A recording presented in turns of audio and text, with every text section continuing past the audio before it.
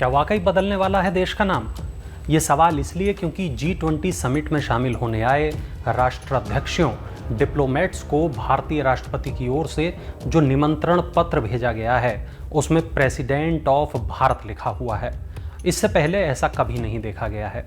हमेशा president of India का ही इस्तेमाल होता रहा है, लेकिन पहली बार ऐसा देखा गया है कि राष्ट्रपति भवन की ओर से जो निमंत्रण पत्र विदेशी मेहमानों को भेजा गया है उस पर प्रेसिडेंट ऑफ भारत लिखा हुआ है।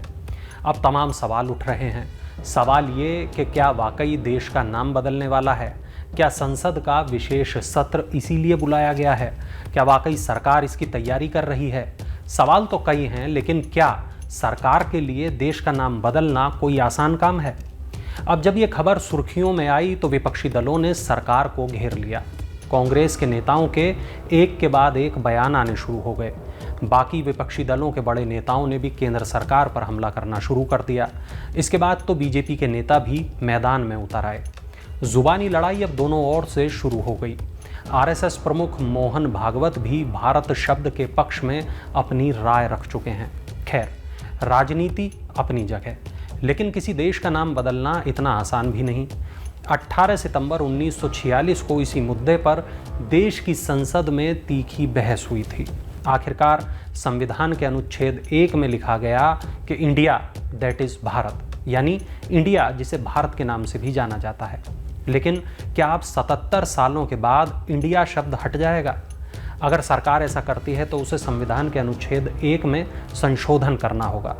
छात्रों को यूपीएससी की तैयारी कराने वाले शिक्षक अतुल जैन बताते हैं, वैसे तो संविधान संशोधन अलग अलग तरीकों से किया जाता है। कुछ में 2/3 बहुमत की ज़रूरत होती है, कुछ में बहुमत के साथ राज्यों के वोट भी चाहिए होते हैं।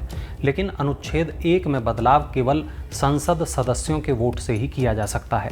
अगर बहुमत मिलता है तो सरकार ऐसा कर सकती है, लेकिन इसके लिए जो भी मानक प्रक्रिया है उसे पूरा करना होगा। ऐसा भी कहा जाता है कि संविधान सभा के सदस्य HV कामथ ने संविधान की रचना के वक्त ही भारत को मुख्य नाम बनाने की सलाह दी थी।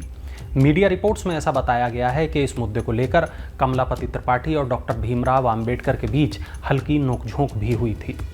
कभी आपने ऐसा सोचा है कि इंडिया नाम आया कहाँ से?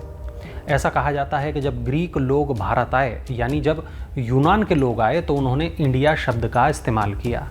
सिंधु नदी को कहा गया इंडस रिवर और इसके पार बसे भारत को कहा गया इंडिया। अब वापस मूल सवाल पर लौटते हैं कि क्या वाकई देश का नाम बदलने वाला है? तो अभी तक सरकार की ओर से इसको लेकर कुछ नहीं कहा गया है, और भारतीय राष्ट्रपति की ओर से जो निमंत्रण पत्र भेजा गया है उससे ये साबित नहीं होता कि सरकार वाकई ऐसा करने वाली है। लेकिन इस बात से इनकार भी नहीं किया जा सकता। हो सकता है कि वाकई संसद का स्पेशल सेशन इसलिए बुलाया गया हो। आपको क्या लगता है? क्या देश का नाम बदल देना चाहिए, भारत कर देना चाहिए, या फिर वर्तमान व्यवस्था ही सही है? कमेंट सेक्शन में अपना जवाब ज़रूर दीजिएगा।